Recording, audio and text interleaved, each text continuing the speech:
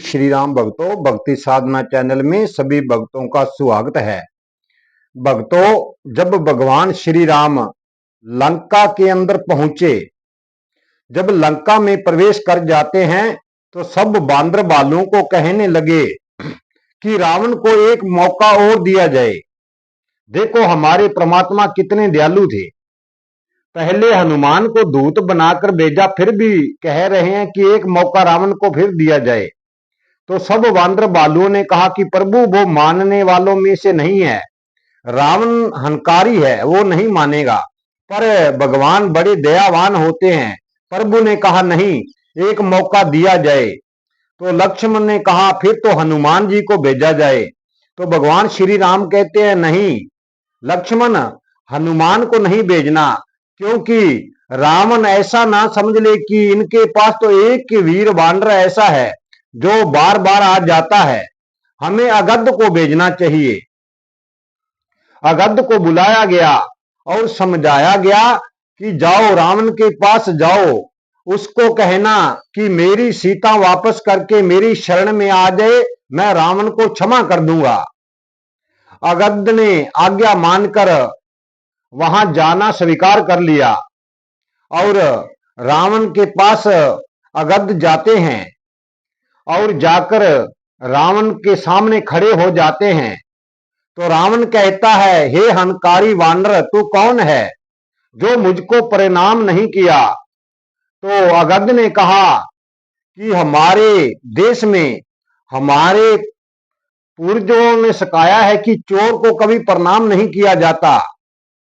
तो ये सुनकर रावण को क्रोध आया, पर आसपास के राक्षसों ने रोक दिया और कहने लगा कि तू कौन है, जल्द बता।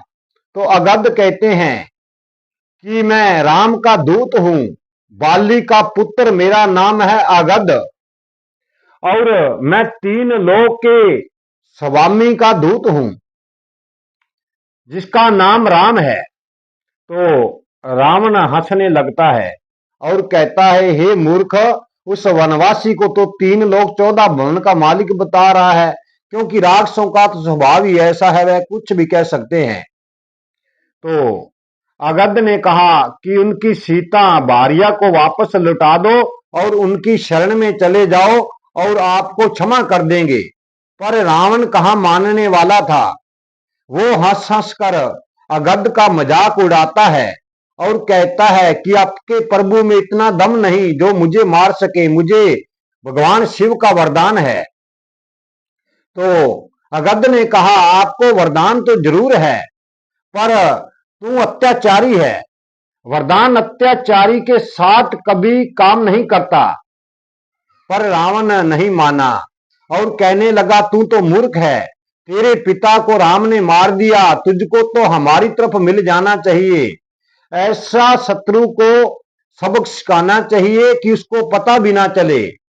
पर अगध ने कहा, मेरा पिता जैसे कर्म किया वैसा फल पाया, आप भी ऐसा ही कर्म कर रहे हो, आपको भी वैसा ही फल मिलेगा, आपकी मृत्यु निश्चित है।